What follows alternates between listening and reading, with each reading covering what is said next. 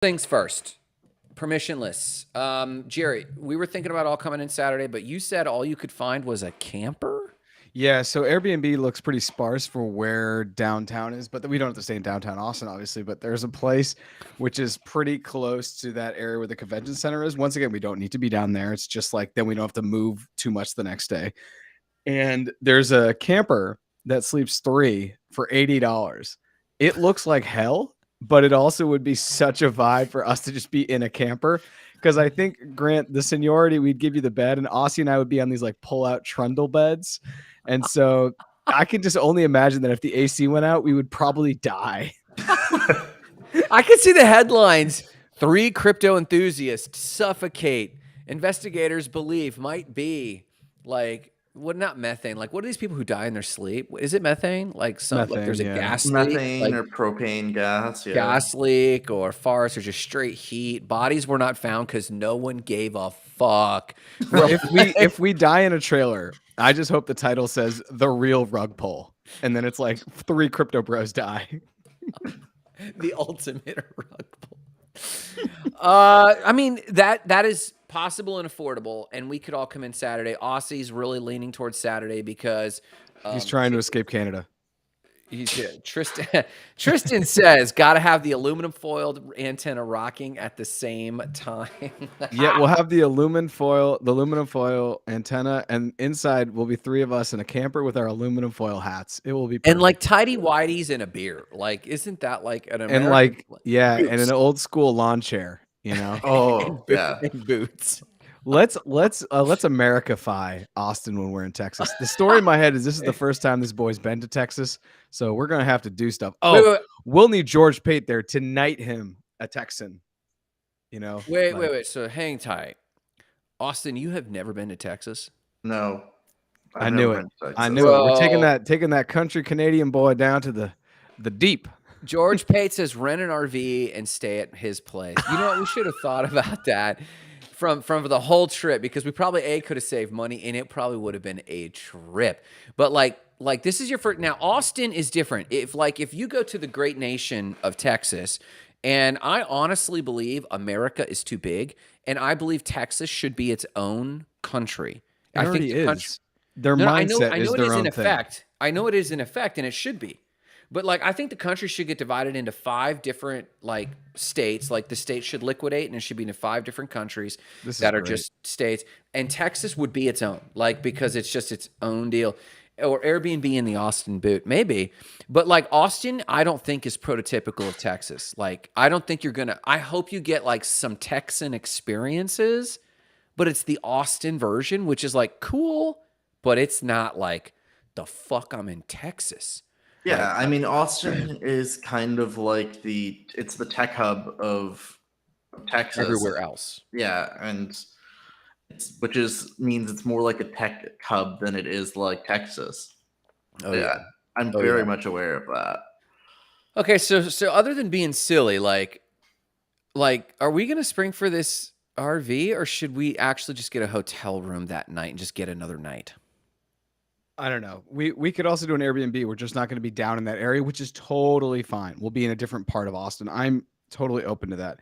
I think if we do go Saturday night, we should be strategically near a place where we can walk that has good restaurants and that has like stuff to do. I don't want to be out in the burbs just because we're trying to save money. I agree with that. So we're not going to have a $80 car. place is like near food. Oh yeah, it's really awkwardly parked somewhere. Like I'll show you guys on a map. It's quite the vibe. I like actually can't believe that someone has an Airbnb out of it. I almost think it's like a scam. You know, it's like one of the Nigerian princes where I just heard some story about some Nigerian prince who apparently sold an airport for 140 million to a country and it didn't exist. Like it's on the level of that scam. Like it is, if this camper were a scam, it's Wonderland. That is, it's Wonderland. Daniel Sestigala actually owns the RV, so and he sleeps in a tent out back when people rent the RV because it's actually his home. So George Pate says the farm is an hour and 20 minutes from ATX Austin. Some thinks that's a long way, but that's a normal drive. True story. Dallas. So the worst traffic that I have ever been in on the planet is Dallas. Now Vietnam, Hong Kong, or Saigon. is nutty traffic, but it's not bad because like it's shoulder to shoulder, but you can just like walk right through it and it's fine. Driving in Dallas is worse than Atlanta. Atlanta's called close second, but Dallas is horrible. So an hour and a half drive is like across town is normal. Y'all, how Texan is George? Is he like Texican or like what's his thing? George has a Texas passport. Texas passport. It was a joke, Grant. Yeah, I know. I was trying to process it. I was like, well, so is he from Texas? Oh yeah. Oh yeah. Born and raised. Okay. Okay. So he's allowed to say y'all. So y'all definitely need to make it outside of Austin if you can to get some inspiration. Hit a country road. Go to Houston. I'm down. I'd be down with that. We probably don't have time. There's probably no way like that unless Aussie decides to bring his helicopter. I know he's been on the fence about that, but he may need. You have a helicopter? Fuel that up and bring it down. Yeah, I'm just thinking about the number of fuel stops I'd have to make between here and Texas. Yeah, it'd be like road tripping with a Tesla. Exactly. We're kind of talking like every hour just to refuel. That's too funny. So I'd be down. Should we just make the call? Let's just make the call. Stupid RV, $80. If we get skunked, it will just be a story. We'll try to get a last minute, ungodly expensive ticket downtown. And just no inviting any girls to this RV, please. Like I don't even want to invite myself. So I'm going to buy it and just not show up. I'm going to ghost myself. Oh yeah. I'm going to spend $80 to tell you guys to go on Saturday. I'll see you Sunday. Good luck. I would be worth it $80 to have you guys on WhatsApp. Like, where are you? What's the code for the login? And I'm just like, my flight's delayed. Just no showing. What a dick. We got to get the tickets though. So should we just make the call Saturday? Let's get in. And then let's make this place our plan A. Even if let's buy the tickets Saturday, let's plan on this place. If it ends up being like a shit stain, let's find something else. I'm open as long as we're near some decent, like we're in Texas. Let's get some barbecues, get some food, and then we'll make it work. But this place is plan A. I say we make the call. We cool? I'm not cool with the you guys haven't even this is your idea. You're the one who suggested this. No, I said options are sparse. We only have an RV. Okay. Okay, so you're definitely getting cold feet. So like find us a plan B. That's cold feet. I cut my feet off from the whatever it is. I'm gangrene? Not gangrene. What was it? Hypothermia. Hypothermia. Thank you. I needed the Canadian frostbite, bitches. Frostbite. Hypothermia. Frostbite. You're from Tundra Land, Aussie. You should know about frostbite. Aussie, your middle name is Frostbite. Austin Frostbite Rickley. Oh my god. So okay, so let's find a different plan A then and make this our plan B. And this is the plan B, and I'm really hoping we don't go that route. I mean, you guys will see. It's such a vibe. I don't even know if it has a shower. No, vibe is supposed to be cool. Don't ruin it by making trashy trailer trash vibes. Like, oh, it's not even it.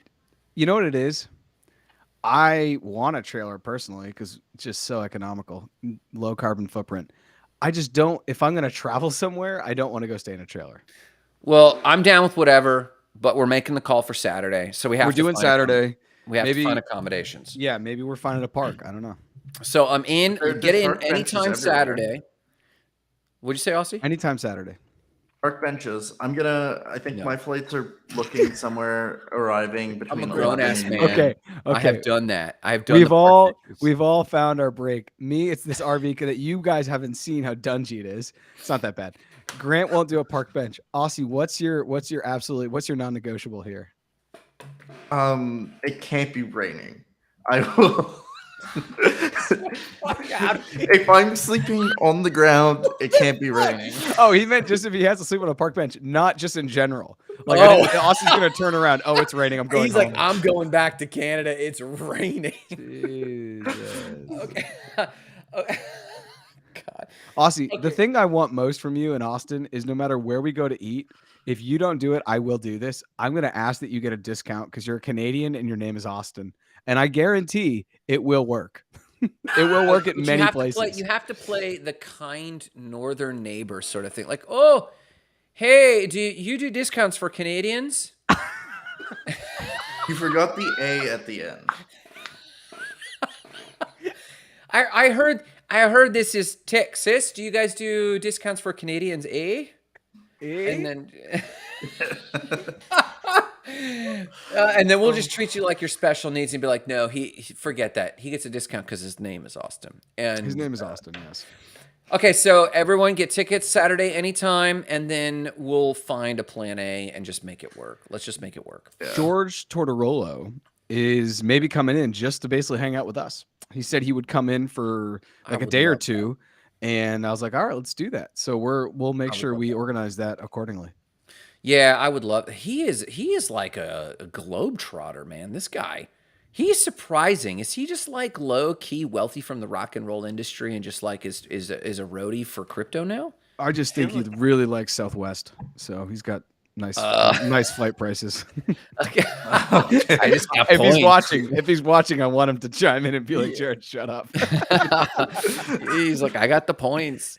All right, so that's covered, and then we'll triangulate the final resting place for our heads that night, and then we'll just move to the hotel Sunday. That'll be fun, and chill. Maybe we could get some chicken and waffles. You know, oh man, the Southwest burritos in that world, the breakfast burritos with the green chipotle sauce. It's Air Miles. See, there it is. Tortorolo. Is George loaded? Maybe he is. I just know he loves Southwest. He loves the Darwinism that exists on Southwest. I do. I mean, the social Darwinism of like, you could see the idiots like, where do I get in line? And you could see the people who are like nervous, and like then you could see the people who are like, hey, what number you got? The people that won't tolerate people cutting them, you know? Yeah. So yeah, it's a great setup. I'm sure it was a CIA social experiment that, and then they're like, this business model works, you know? So great. You sound like ex-Twitter. Everything's a psyop. Yeah, everything's a psyop, man. This show is sponsored by the CIA and psyops, brought to you by Not Crypto Bros. By CIA and the NSA. So Utes, where are we at? Utils. I'm gonna open up OpenSea, and I will tell you. So far, I'm down on my Utes investment, highly down. By like 1 ETH. I bought in at 2.3 ETH because I didn't get it off the floor. I got a special Ute, and it is down to 0.85. Oh my gosh! It was at 2 ETH not even 2 weeks ago. DGods was at 10 ETH 2 weeks ago. DGods is down to 4.3 Ethereum. We talked about this last episode, and we were kind of being maybe a little hyperbolic. We were looking at stuff. I think we were trying to connect dots that maybe weren't there, but we literally said our NFT's dead. Well, in the last 5 to 7 days, we have seen an explosion, especially focused on D Labs. I don't know how much I tagged you guys in some stuff on Twitter. I don't know how much stuff you've watched from Frankie Gods, but I personally think in this moment, he's his own worst enemy, and his own very much like transparent communication and direct communication style is not actually helping him right now. I think he should probably step away for 2 weeks, let other people talk about the project, and then come back and just kind of give it a second. The more he talks, the more I see the price go down, even if what I think he says is salient, is well articulated, is things that he should be saying in this tough moment. Yeah. I also just think, and Aussie, hopefully we can dive into this once we talk about D Labs, that you've shared the Michael Burry put 93% of his liquid net worth in shorts. We may be going towards an interesting time in the global economy, in the macro economy. Self-fulfilling. Sure. And it could be a 4 month where maybe you see Utes go down to like 0.25. Like it could get really low. And I was going to buy one last night at 1. So I might buy one at 8.85. I do think D Labs long-term has a nice ecosystem. I think it has enough real people around it to keep things moving forward. So not financial advice. However, if you are looking to get into, I think, a fairly undervalued blue chip project in the D Labs community, you have DGods or Utes. If you were like, I'm trying to get into NFTs. I like that we're talking about D Labs and DGods so much. For those watching, we're talking about it so much primarily because Jarrett is owning one, and it just gives us a very real thing to talk about. I think we also are talking about it because as what I would consider one of the few remaining blue chip projects, to deconstruct it, is it indicative of the entire market? No, but large swaths of the market, yes. Because if we can look and analyze and understand something from the state of D Labs, the state of D Gods, the state of Utes, and then we compare and contrast that to other projects, like I think we can learn a lot. So I watched the video you sent, and I had mixed feelings. On the one hand, I thought, good for this guy. He looks good. He looks like targeted towards his target audience. He had outlined his thing, and he was organized in his thinking. Yeah. If I saw a Doodles founder, let's just say Pharrell, I don't know who else actually is behind Doodles, and I should. Not off the top of my head. And they did something like that, I would also respect, hey, we're getting some heat, but here's where we're at. And there was some honesty. Hey, this is a downgrade, not an upgrade. And I think they overplayed the downgrade pitch, because I think there was an internalization that said, you know what we could do? I still believe in what we're doing, but everyone's fudding us. So let's just call it the downgrade, and then it's going to be gravy. But I don't think they delivered the punchline well. It wasn't sarcastic enough, or it wasn't, on brand enough. It was almost for real downgrade. And I think that was like feeding the FUD narrative.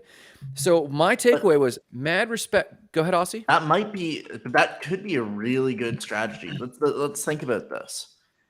They're fudding the bag so much that they're in the talk. They're almost fudding their own bag. Guess what? Sales are through the roof on the volume. Right now. The volume of sales on Utes is through the roof right now. If you look at the activity they've done over 747 ETH in activity in the last 7 days, which is a 239% increase. Think about this. They get about 3%, a little over 3% in creator fees. You're talking a significant boost to their treasury right there. In a 24-hour period, or 737 ETH total in the last 7 days. Okay, got it. So they've done somewhere around 24, 25 ETH in additional income, which, that's just on Utes. For the size of their team and their apparent lifestyle, that's not that much, but to a brand that has been maybe hurting or stalling, that's helpful. I mean, it's not nothing. That's, you're talking like 50 grand at a 2,000 ETH, $2,000 ETH. And if you think about the fact that is just on Utes, that's not on DGods. I don't know what DGods volume's at, but you are generating, there is some income generation from getting people that are selling and fudding out. And essentially, you can argue that it's strengthening their community. The people that really believe in them, that aren't going to complain because something's like off schedule or whatever. The people that are going to stick around through that and aren't going to kind of raise their head, that they can argue that that's the people that they want anyways. And so they're shaking out kind of non-believers, people that aren't maybe going to stick around for the long term, and going to take advantage of it. Could be. I'll tell you the downside to his pitch, though. It was revealed on how young and immature he is. And meaning I saw a learning curve compared to his presentations in the past where it was like, bro, and it was definitely kind of like the rebellion. This did seem like an organized young man who had a desire to truly do something with the program, with the brand. And he was organized. But I was watching for like context clues, linguistic clues, body language clues. And I'm watching him and going, bro, you do not have the experience. You do not have the experience to pull up. Go ahead, Jarrett. Yeah, that's the biggest thing that came across was just kind of like, and I've been around young founders in the last 10 years. So even 10 years ago when I was 26, like being around 21 and 22-year-olds who have these ideas, their charisma, their passion is just contagious. And a Yeah. lot of times they're brilliant. So they've even figured out other things that maybe I didn't or other people didn't at their age. And so you put even them on a higher pedestal. And clearly Frank's ability to communicate things is super high. And he totally, throughout that conversation, and he was on a space that I listened to for about 2 or 3 hours. He said many times, this is how the old Frank would approach this, whatever it was, right? But this is how now I'm approaching it. And he really basically was showing his evolution and his gap in evolution. You know, like this is where I started, this is where I am now. And I thought that was well done to literally call out, I'm trying to grow here. But it also really showed that, like, his reaction to having something not great versus 3 months ago to his reaction towards something not great now, if it has gone from exactly as you said, Grant, yo, bro, you just got to get on board and suck it up, we're all here forever, to, yeah, this is not what we wanted, but we're trying to iterate quickly and we hope to have the best solution for everyone, is like a lot for someone to take on, right? It's not, for example, all right, I may have lost you with that, but I'm trying to get to the analogy of like if I'm following someone who's leading, Yes. I don't want to be watching them go from freshman team to starting on varsity. Yeah. That's not good if I'm already consistently on JV, because I know I could probably play on varsity more consistently than this person has if they've been on freshman. And that is kind of what it exposed me. It was like, ooh. Yeah. Yeah. Once again, I think Frank is still going to lead troops and I think he's going to push forward. But I think that, like I said, I think he needs to take 2 weeks and take a walk and just really think about stuff, because the funniest part of a joke, and this is why people go to Comedy Sellers, is that they're going to talk about things that you don't talk about. They're going to say stuff and it's going to be really funny because it's true. It may make you uncomfortable because it's true. So when he kept saying downgrade, downgrade, downgrade, I agree. I don't think he said it enough. I don't think he went like way too far. I think people literally just thought it was a downgrade. They were like, oh, I'm going to be able to upgrade my Ute or my D God in this case, and it's going to be cool. And then when he says it's a downgrade, like, oh, so it's an upgrade, but it's not good, or it's an upgrade, but it's not what they thought it was. Anyways, I just think it's like, I have no problem. And Allison says that's brilliant. So important to keep showing where we are all growing. It's needed to help people join the journey of change. Like I said, I think it's great that he's growing. I think that he's going to be better for what's happening now in a year. But I'm on JV and I'm a consistent player, and I'm watching this kid who's of a freshman age now jump up to be a varsity, and I've watched that happen. It would make me feel uncomfortable. You want to be led by people that inherently know something or can do something that you can't do, and therefore you're okay with acquiescing to that power. And Frank is still there, but I think he's starting to show almost too much vulnerability in his ability to lead. I guess is where I want to say, not in his ability to tap into his emotions at such a young age, his ability to be able to share the process. Those are vulnerabilities too, but it's also very obvious that, like, obviously this is one of the biggest things he's ever done. Yeah. And he's like, oh, it's almost like he's letting go of the grasp of like, oh, if I let go, am I actually going to fall type thing. Well, and this is what Allison's saying here. I agree with. It's so important to keep showing we're all growing. That was the double-edged sword, Allison. I did agree and appreciate his authenticity. But if someone asked me, am I confident in the future of D-Labs under this person? I said, oh, no, this person was weak. So, like, Elon often brings in some realism. Hey, we're getting rid of the Cybertruck. It's not working. Okay, great. Hey, we're ditching the Falcon 9. It's not going to get us to Mars like I thought. But the next sentence fucking matters. The next sentence comes out and it's like, oh, we're building the Starship. Don't you question that. Oh, we'll work on the next iteration of the Cybertruck. Don't you worry about that. There's a confidence that shows vision. Now, it's a different style than, say, for example, Jobs. And Jobs was matter of fact, like, hi, guys, this is what we're putting in your pocket. Boom. And it's like, okay, if you're going to take time to be authentic, that was the other thing. You could see him, and again, I appreciate this about him, wearing his evolutionary journey on his sleeve real time. That's building in the open. I fully agree. But I do wonder, and maybe we can talk about this with Allison on her Twitter space. Everyone check Allison out. She's got an awesome Twitter space we're all going to be doing together next week, I think, or later. On Thursday. This Thursday. Okay. Yeah. Because we're going to be talking about accessibility. And by accessibility, Allison means like, are we Web3 enthusiasts making this accessible to people? And what I saw was someone living like crypto ethos, community ethos, and let's just be real, man. Let's be authentic, and this is where it's at, and maybe this and maybe that, and I'm just like emotionally like cool and evolving, and let's give grace. It's like, okay, what the F with my investments, bro? Like, tell me some certainty. We come to leaders for certainty. We come to leaders for certainty, even if they have to make that up.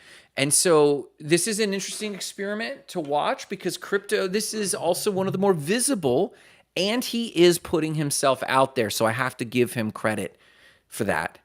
Yeah. I just want to see an evolution towards certainty. And I think that we would see that price go back up. Go ahead, Jared, or whoever. The one thing that I think is the reason why I'm probably going to get another Ute, lower my DCA into the project, and I just still believe it's going to be fine. Because honestly, even having bad press is still press, and people are talking about Aussie's this. Point, There's a reason why when turbulence happens on an airplane, I'm not worried. And it's the same reason why when I went skydiving, I was not worried at all. Because I had somebody else who had done it before, way more in control. And if they mess up, guess what? They die. Right? Yeah. So here's the thing. I am going on this same philosophy with Frank. Frank is 24, 25. He's Aussie's age. He loves Web3. He loves crypto. He loves NFTs. Yeah. He knows if he F's up big time, not like the price going down, like just really messes up, he's never coming back in this space. The next bull run, you can invest in it as an investor. No one's going to want to touch you. Agreed. That's just the way that this works. Yeah. Everyone, when you mess with someone's money, they all of a sudden have an elephant memory. Oh, they're going to remember that burn. They're just not going to want to play in the sandbox again. They may not ask you back for the money. They may not want to talk to you again, but they're definitely never going to collaborate with you again. Oh, yeah. And if they do, they're going to have guardrails on it, and it's going to be a situation you don't want to play with, right? So the story in my head I was thinking about the other day is that he knows this, his team knows this, and for that, they will treat this like the most important project they've ever created because it kind of is. If he messes up big time, like other people have in the space, which once again, I don't believe he's going to do, he is taking the plane down. So there's turbulence right now. I see Frank. I think he's being Frank. Cool. I'm not worried. I seriously am not worried. People are like, oh, because like my thing's gone down 60, 70%. Okay. If you're not ready for 60 or 70% in this racket, dude, you're swimming in the wrong lane. Seriously. You know, and I think that that's where it also exposes, and I was talking to B Chills about this, who's one of the biggest members in Utes and D-Gods. We were talking last night, and I was like, the biggest thing this exposes is all the paper hands and all the people who are in this for the wrong reasons. And if you're in this just to make money, it's the wrong reason. Seriously. Because let's look at it. Only 3% of Utes are listed. Yeah. And if you are in it for money, that's fine, because part of my play with Utes is money. But my bigger play is I get exposure to 25,000. I know there's 25,000 NFTs. There's about 20,000 holders, maybe 20,000 holders with my podcast with Not Crypto Bros. True. Do you know how much money that is in marketing? It's pennies on the dollar. I get to like meet other people that are in this space in real time at events that I get to collaborate with. Now, I don't think that is always the sexiest thing in utility for people, but if you're creating and you're building something and you're trying to grow your own network so you can continue to influence the space, it's tough to put a price on it. And a lot of people are just buying into it as an investment. And if it's just an investment, it's never going to work. That's it. Well, I don't know, because I think a lot of founders, and maybe not D Labs, maybe not Frank and team, I think a lot of projects have forced users to only think about it in terms of an asset. And if we could even get rid of phase 1 and phase 2 of NFT promises of what was going on with the NFT purchase, you know, we're going to do this, we're going to do that, roadmap hell, and no one delivers. And it's like, okay, got it.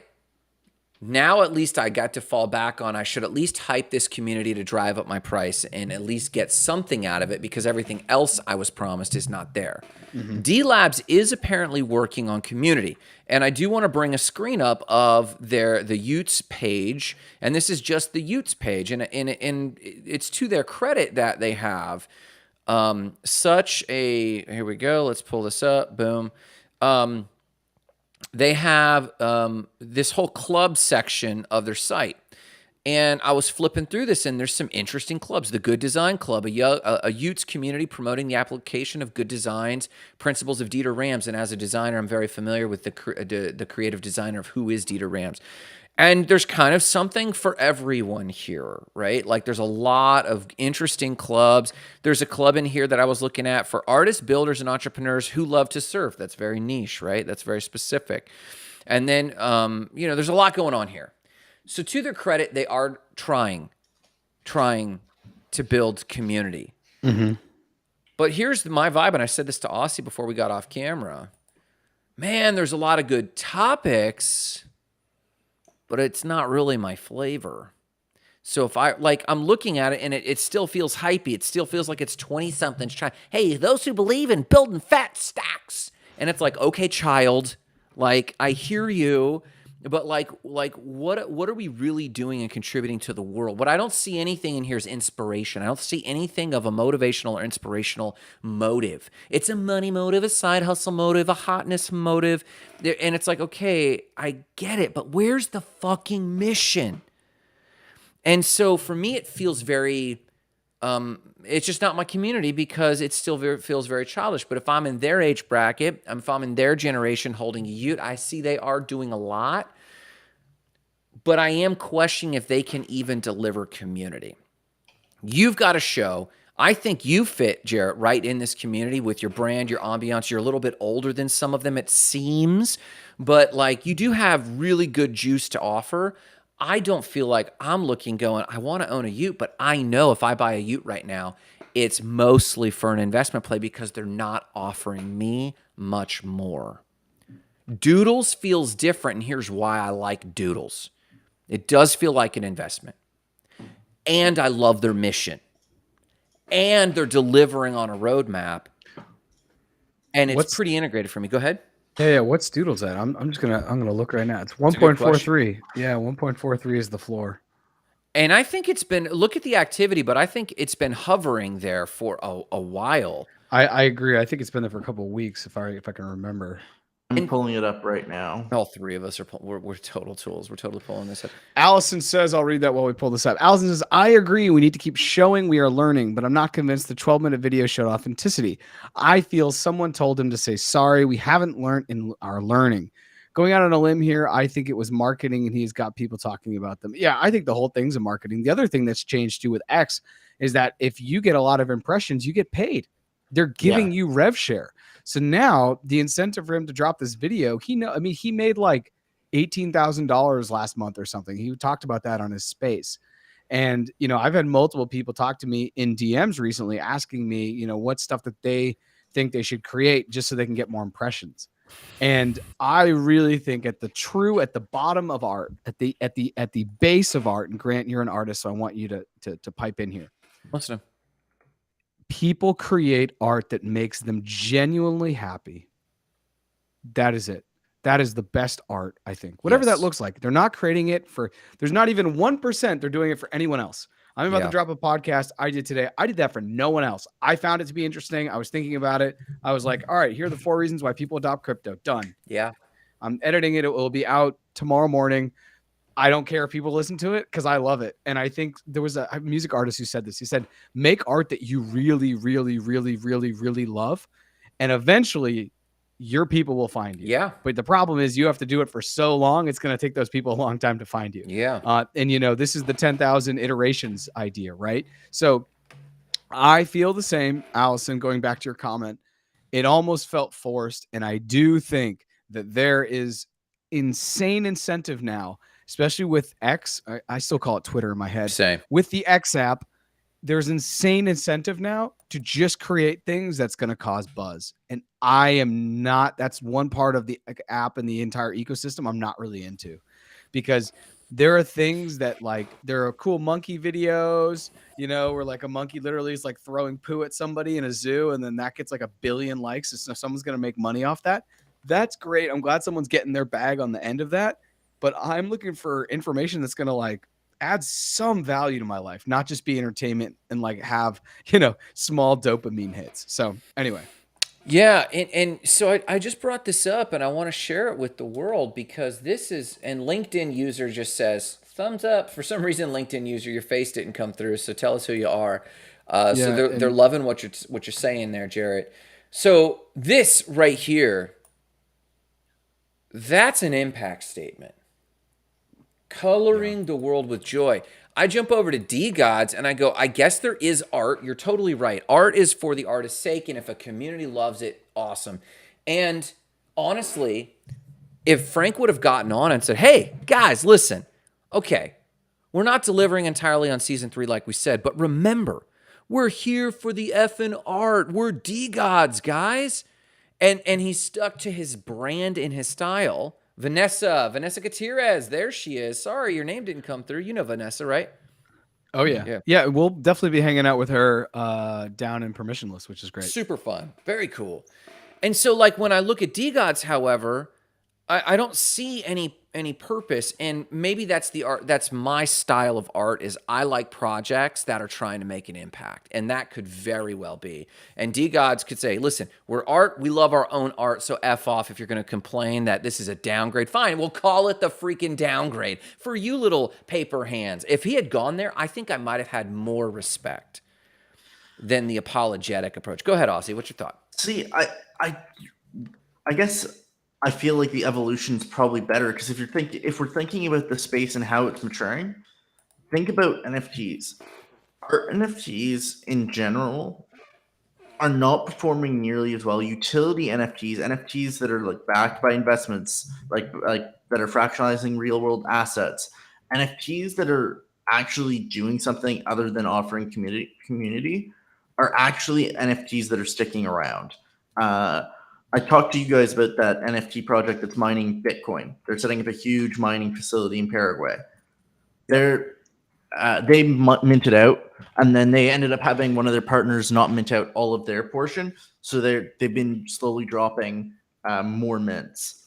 They've been dropping them in 100 NFT batches. I think they've dropped about like 300, and every single one of those NFT batches is being gobbled up in mere seconds because people are seeing the utility, and there's not a single one of them listed for sale because people are like, they know what they're getting and the project's delivering.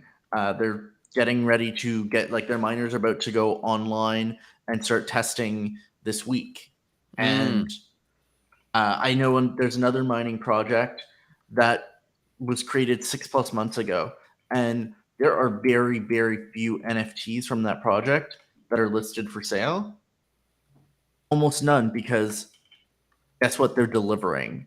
And so maybe this is kind of what we're seeing, is that a lot of the projects that are just art or community or utility, those are what are dying off. And that's why we're seeing these quote unquote blue chips disappear. And I think Frank is maybe realizing that, and that's why he was going the apologetic route, because guess what? He knows that he's gonna have to be professional and pick up something really cool and need some time so that he actually has a chance for D Gods and D Labs to continue in the next bull run, because I think art NFTs will be dead in the next bull run if they don't bring more than just the art. I fully agree, and I think the next level up from there was he needs to say, we're bringing on a COO, and he's a gray hair, and he or she is a gray hair, and they've been experienced in this, that, or the other. I will stay creative director. We're going to stay community management. I'm still the CEO. I don't care. Show me that you're staffing up, because the ultimate evidence of wisdom is that you don't know it all and you're not the guy. I mean, I remember when Zuck was faced with whether or not he would continue or hand off Facebook. And it was a gut-wrenching public process of, am I going to learn from Jack? He started mentoring publicly under Jack Welch and just deciding, how am I going to show credibility that I'm not just this college app? We're already a $1 billion company, but like, am I going to drive this thing into the ground or not? I remember I bought it on the open for $30, Facebook. I remember it. And so I was watching it pretty closely. I want to see a level of maturity that says, guys, I do believe in this project, so I'm staying on a CEO, I'm staying on a chief creative officer, but we're bringing on and we're going to start job hunting for a COO or CEO who gets who we are and will bring in the business side of this while we make sure that we have, what is dead may never die. You remember that? Remember that feeling? What is dead may never die. And now they're going to downgrade to the grand softening of DeGods. And it's like, I get it, but like, it's not even wholehearted. It's like a half-hearted attempt at making their art more approachable for young people. I guess that's great, but do you still love your artwork? Do you still love that culture? And it feels like it's in limbo.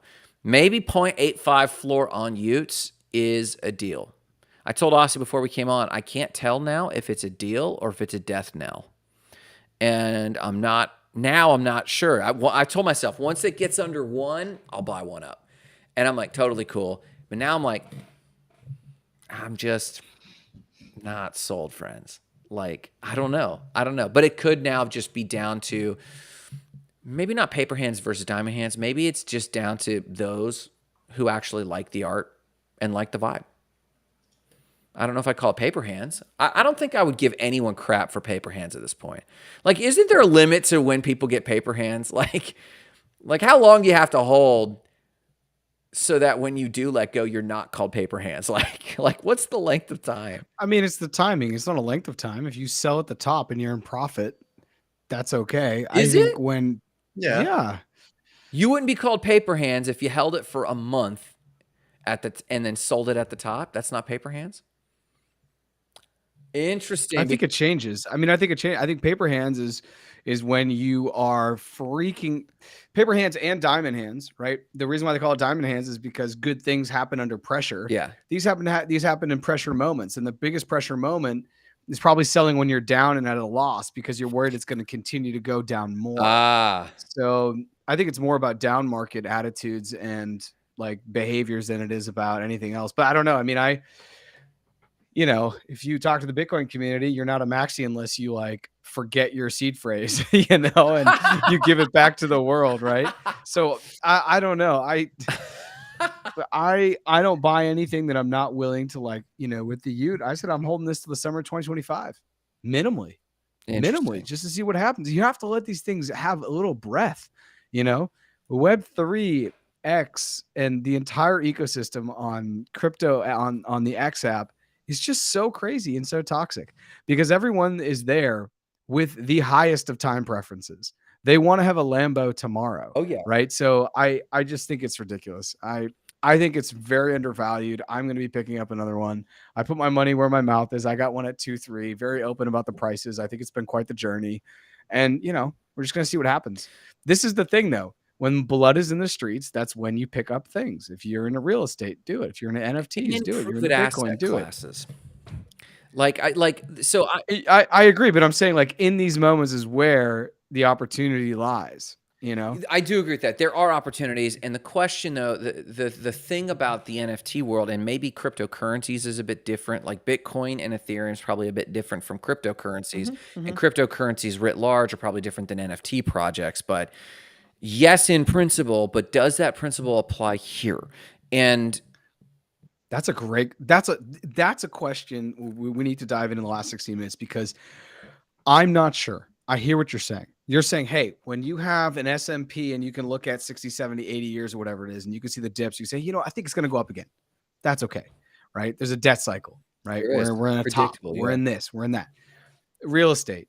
It's we can see it goes from the bottom left corner to the top right. Okay. Is that the same for NFTs? That's a really good question. And the one thing, if I had to sit on the other side of the fence and take shots at DeGods, especially Utes, they've now started on Solana, they've gone to Polygon, and now they're going to go to Ethereum. Yeah. That is a lack of foresight. They're doing that in under a year. That is a lack of foresight. You don't buy a Mustang if you want an F-150 and then you're going to turn that into an SUV. You kind of know what you want out of the future and you invest accordingly. So that to me is something that kind of is as a whole I would poke in the argument, because that to me shows that they don't know what the frick they're doing. You should always start your NFT, I think, due to the network effect and ease of people having this wallet in this space, on Ethereum. Well, and like context would change. I tend to agree with you right in this moment. But like, again, from his video, if he came in and said, oh, we made mistakes, but we knew who we were. And at the time, all we knew was Solana. Then we thought, well, here's why we're going to Polygon. It's cheaper for our people. There could be a higher liquidity and this, that, or the other. And if there was a communication of clarity and certainty at every one of these pivots, I mean, Elon went and said, we're doing the Falcon 1. That's getting us to Mars. Oh, no, we're not. I'm going to the Falcon 2. This could be a parallel to Solana, to Polygon, to ETH. And well, that's not going to cut it. The Starship's got to cut it. That's fine. Like, people will roll with you if you are leading and leading from a position of clarity. Go ahead. Yeah, I think the Elon example is a great one with the Falcon evolution. The thing there, though, is we've never really had a private company that gets to Mars, right? So, like, he didn't really have a roadmap. He was going. We have a shit ton of NFT projects already on Ethereum. And if from the jump they wanted to make this the varsity and JV of all NFTs, they should have just started on Ethereum. Straight up. That's my opinion. So I'm going to disagree with that, because at one point, NFTs on Ethereum were dying. At the peak of the market, it's not wrong. NFTs on Ethereum were dying because gas fees were absolutely ridiculous. Not wrong. You were paying $100. I don't think they were dying. I don't think they were dying. I think dying is an interesting word. Were they losing momentum? Maybe. Dying is tough, though. Like, you were not seeing NFT projects that were launching on ETH were not minting out, whereas NFT projects on Solana or Polygon were minting out because no one wanted to pay $100 of gas fees for a $100 NFT. And interesting. And so, see, I push back on this. I think if the NFT is worth it, people would pay. They'd pay the juice. I mean, the other side came out and people were paying $3,000 for it. Like, if it's worth it, people will pay for it. I just don't think. I think the public is at a certain time. I agree.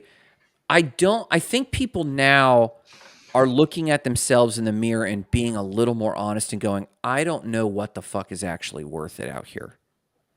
Like, well, this gets back to your point that because there are blood in the streets, is it acceptable to apply that philosophical approach in investment to what's happening now?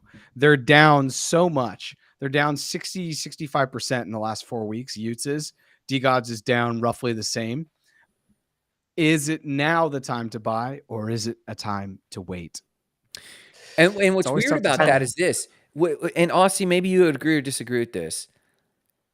The thing that's blowing my mind right now about the world of NFTs is the cry of decentralization. I can go look at a stock on the publicly traded system. And even, let's make it as young as Utes or DGods. I could go find that stock, but because it's regulated and publicly traded, I can look at minimum the fundamentals. Right, to value invest it. To value invest it, and to ask myself, well, there's blood in the streets. Is this a deal? Do the hard assets even match, because they have to report? I cannot do any of that in this decentralized situation. In fact, decentralization in this case is a bug, not a feature, because I can't tell what's their housing expense. Are they filing publicly on the blockchain how they're managing the entity? Is there even an entity? Like, what is going on? And so maybe they do internal stuff. Maybe if I held a DGod, maybe in the Discord, there's like transparency. What's your thought there? Aussie, you want to go? No, go ahead. If you've got something, go. Yes. So my thought is, I think you're 100% right. You can't look at like But you can also see something that you can't see for the stock, I think. Like you can look at the on-chain data. You can be like, okay, there's only 3% selling. I have We all can that with extrapolate TradFi. You have the spread books. You have all the exchanges. You have all of that on TradFi. Okay.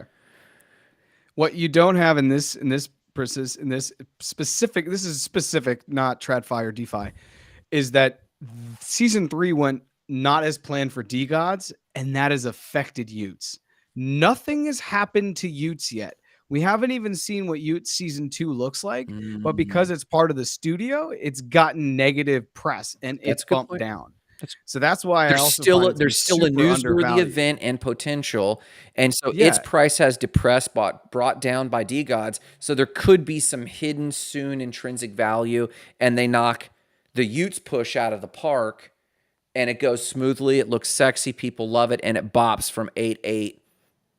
Yeah, because right now Utes' value is being punished because it's tied to D I can see Labs, that. which is with D Gods. But nothing intrinsically has changed for that particular project from now to when it was at 2 ETH. So now it's at 0.85 ETH. I'm like, okay, the only thing that's changed is people mindset around it and the FUD. That's it. So that's why I think it's super I undervalued. could see that. I could see that. That's a fair argument. Yeah. But I think broader, outside of D Labs, I think that the reason I loved us diving into it is I still think it confirms my concerns that I hear from everyday people. And that is kind of like the onboarding thing. Like, do we even need to why don't we just use Coinbase? What is the big deal?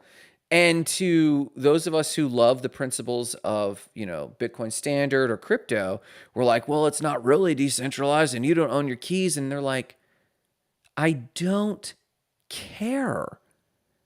And so I'm wondering if the market at large of NFTs and users are going, can someone make an argument for a pain I'm experiencing? Is there like the only pain that a good project has right now is FOMO and investments, even Doodles. I'm sitting here thinking of Doodles and I'm like, I love what's going on there. If I buy into Doodles, what is the value exchange? I am participating in this global mission of painting the world with joy, is what they kind of say there. I love that. So I'm funding that. I might be a part of a community, but like I have to buy those new fancy Crocs. I'd have to buy them anyway. And so like I think I would be dishonest to say, well, no, it's a speculative investment. Therefore, it is just an investment, and maybe there's community components as well. But I don't think these tribes are forming nearly as strongly as we wish they would. Oh, yeah. Oh, I don't think that they actually even exist because a tribe or a community isn't real if it's based on a financial thing. It's like the three of us, we're hanging out and all of a sudden, Aussie and I lose our jobs, right? Are you just not going to hang out with us, Grant, because we're unemployed? Because our financial standing in our relationship has changed? We may not go out to the same restaurants anymore. We may not go out to a restaurant at all. Yeah. But we're still going to hang out because we still add value to one another. Yeah. And that's, I think, at the fundamental. That's why, like, even if this goes down and I lose this investment, like, I don't care because I think that there are other things that I'm getting from it that it's a total pay to play situation, And I think an NFT is just a membership. It's like the gym. Why do I not mind paying for the gym? Because I get a lot of value out of it. If you think to Netflix, why do people pay $12 a month? Because the amount of joy that they get from that entertainment is worth $12 a month. But if you're going to pay whatever and then not get anything out of it because you're only seeing it as investment, that's why you leave. So I just think people's personal investment strategies are misaligned with the reality of NFTs. 99% of NFTs are not going to work. That's it. Full stop. Yeah. So knowing that going in, you have to go there for another reason. Well, you have to go there for another reason. I actually think that responsibility. So whether I buy from Apple or not, it's my responsibility to know about Apple. It's their responsibility to communicate what I should know about Apple. And sure, that's great. And so I don't think it's the responsibility of the buyer of an NFT to go in there with a priority on community and a secondary focus on community or a secondary focus on investments. That is not the responsibility. of me. That is the responsibility of the people running the project to articulate that's what we're doing and then to deliver it. That's why I really lean towards Doodles, because it's signaling this is who we are. DGods is probably in a transition of signaling who we are. And I'm not really sure who they are. In fact, they look like insecure Gen Alphas who are just now coming into the workplace. And I don't want to align with that level of insecurity. Gen Z. Are they Gen Z? Okay, yeah, Gen Z. I'm sorry, yes. Gen Z. Now, if he's on a personal development journey, hey, we're using DGods. We love our art. This is who we are. When you invest in this community, here's the impact we're making in the world. We're doing crazy ass cutting edge art. That could be. So I will buy into any community narrative. I'm just asking for one. I'm asking for one. I actually think that they do have a community narrative. I actually have heard Frank multiple times say, this is what we're trying to do. We're trying to create an online internet global community of all these people who are creators, builders, blah, blah, blah, blah, blah. And it would be also really great if that moves forward, because then we'll all have some extra money. That's cool too. That's not a bad thing. I've heard him say that in as many words. Okay. So the thing is the second part of what you said. It's not just communicating the message. It's making sure you can pull up and, put up and shut up, right? Deliver. Deliver on. And I think that they're actually probably doing a good job with that. But once again, I go back to, I think there's probably a lot of people in the community that are only there for the price. So the second all their friends are unemployed, they leave the house party. They're like, oh, you guys are losers, and that is inherently not a community. It's a fake community. That's like literally a fraternity, right? Well, we're only paying to be here. And I was in a fraternity, and I still keep in touch with many of those people, but 80-90% of them I don't, because just because we all paid to be in this thing doesn't mean that we're going to be boys for life. Like, you can't buy brotherhood, you can't buy sisterhood, you can't buy community. It just doesn't work like that. Jackie and I were talking about this the other day. What we're seeing, she gave the example of her old local newspaper, and there was community around this newspaper. It's in print, and this is a great episode, by the way. This is on Biddo on Tuesday or Monday. It was yesterday's show on our building. Yeah, it was great episode. And she brought up a killer point here about this. And Aussie, the cliff notes, the short version is, she worked in a newspaper. They did this, and then there was the great digitization, and they went by hook or crook to get their community to do digital, and they had successfully built an IRL community. And then we were speculating a little bit on digital communities that are digital first and then go offline, and we need to get better at that. And then listening to your community, do you even want to go offline, or vice versa? So the newspaper, they were trying to take their community somewhere that the community didn't want to go. The community wasn't interested in the medium of digital, and very few newspapers are. There is like the medium. Seth Godin, the marketer, has a great phrase: "The medium is the message." And that in the newspaper's case, that's very true. But Jerry, you're talking about NFTs. There is a grand hope, and I'm sure it has already taken with DGods, DLabs, and some of these communities that they started digital and took it offline. But I got to be honest. I'm 43. I don't mind partying and staying up late. But this, when we went to NFT NYC, every communication about community was the degenerate all-night clubbing, and I don't build community that way. And when I read some of the community groups on DGods, maybe I am reading the room right. Maybe they are doing community right. It's just not my community. So once again, that's on Utes. You were seeing that on correct. Utes. You're correct. Utes may have a different. You're correct. They may have a different ethos, and I have not honestly looked at the DGods pretty too long. But Grant, I think you're spot on, and I do hope. This is my hope. I hope for the next NFT NYC, there are NFT communities that have events during the day. Yeah. And I know that this already exists, but I'm talking a blue chip, right? A blue chip that says, hey, what? We're going to meet in Bryant Park and we're going to do yoga. It's free. And then if you come to that, everyone gets a smoothie over at this bougie smoothie place. And then after that, we're actually all going to go to the Statue of Liberty. Some people have never seen it. If you have, that's cool. You should come along. Take the ferry over, get to talk to new people. That's a cool thing to do. And then when we're done with that, we're going to go to this restaurant. It's all paid for. And then when we're done with that, we're going to go to the High Line. There's the day. Cop in whenever you want to do that. And, let's get that. Says, yes. The Hugs is doing this. And I want to also put out there that more than blockchain. Everything I've just told you is what I'm doing in March in 2025. Sorry, in 2025, summer of 2025 in Colombia. I'm having everyone who's been a guest on More Than Blockchain. Aussie, if you haven't been a guest, you'll still be coming. I'll pay for you. It's fine. I'm paying for everything. And we're just going to spend time together and just chill and just have cool events. And they're not based around drinking and clubbing. That to me is cool. Not that I'm against intimacy, but yes, go ahead, Jay. Go ahead, Aussie. I think all of this is really cool. And even though we're technically almost at time, you brought up Michael Burry and what I sent you guys about Michael Burry. Go there. Please go. Please. I want to take us there because I feel like if we don't go there, we might be doing everybody that's listening a bit of a disservice, because we talked about whether we're going with Utes, we're catching a falling knife.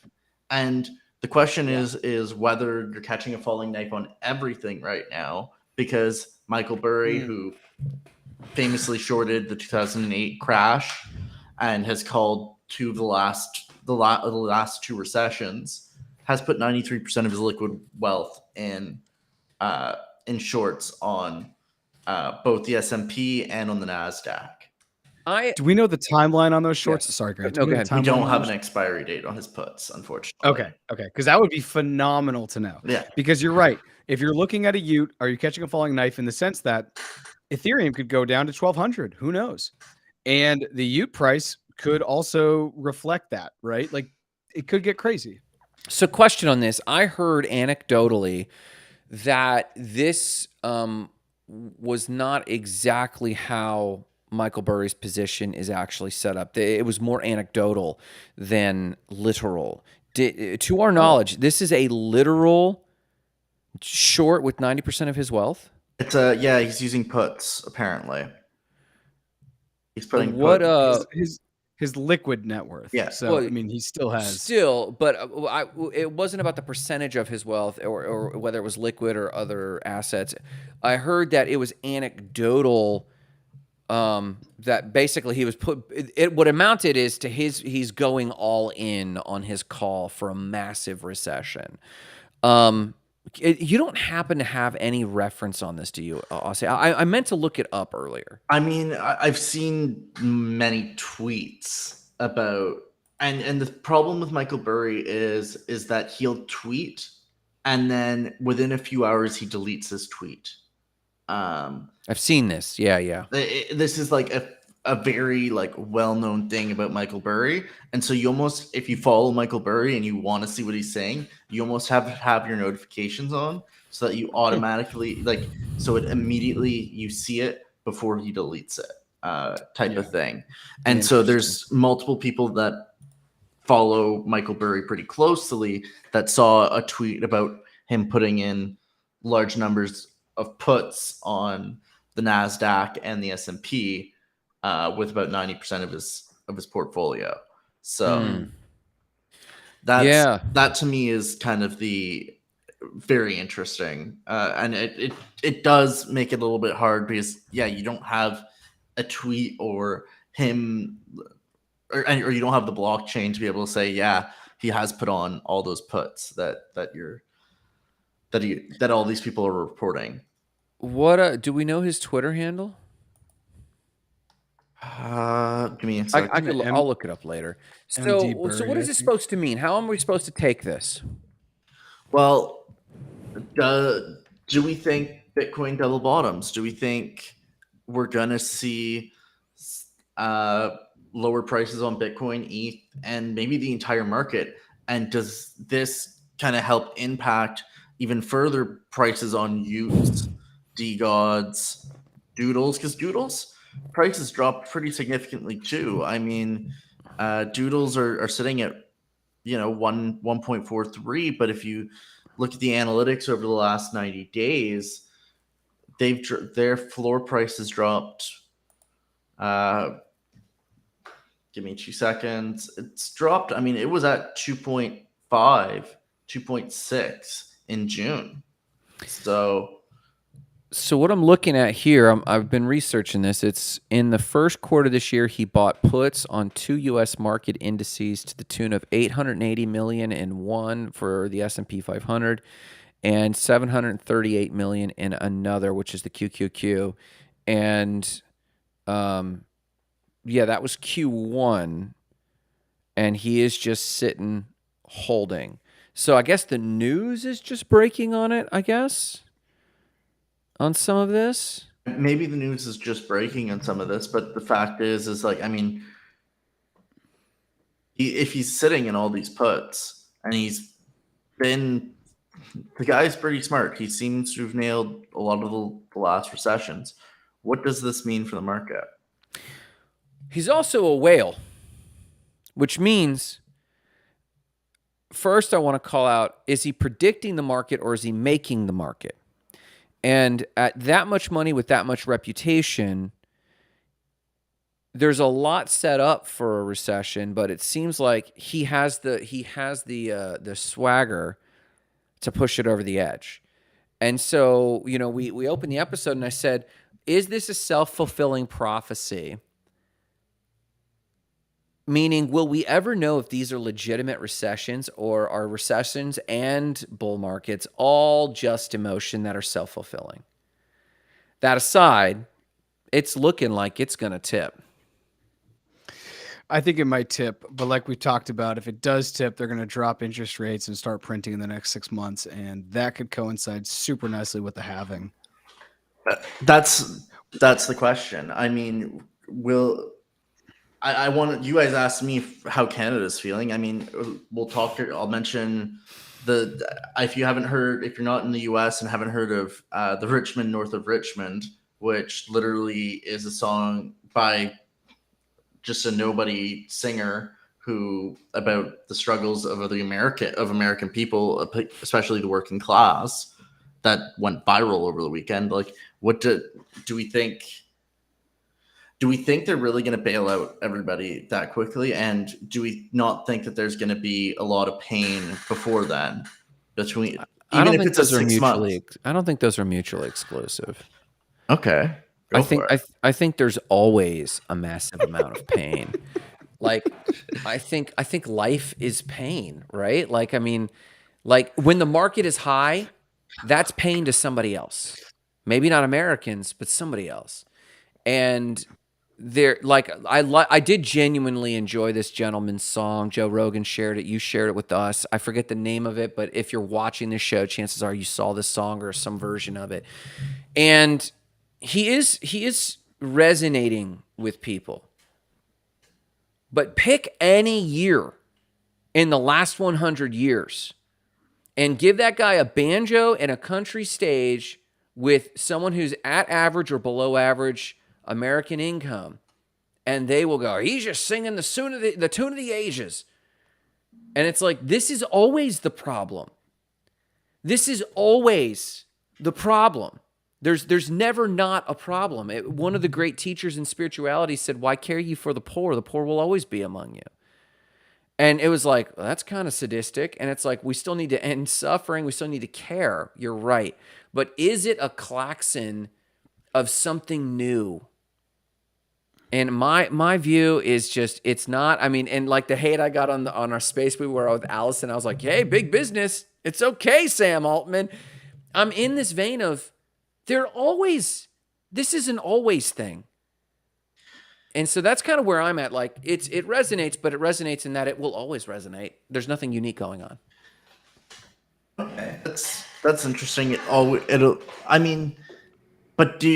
And there is always people that are going to have a hard time. But my question is the fact that it's resonating so much indicative of the fact that we are at a point where we're at a tipping point, and that maybe it's resonating more right now because I think there's always a baseline of, there's people that are always going to be kind of teetering that line.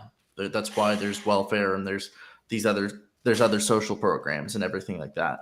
But there are times when that gets higher because of various factors. And are we maybe on that one of those times because we're on that tipping point where things are getting a reset? I think we're talking about it because we're feeling it. We're starting to feel it. And even, I mean, and I think the three of us, relative to much of North America and the rest of the world, are better off than most, right? I think we're starting to feel it, so we're sharing it and talking about it.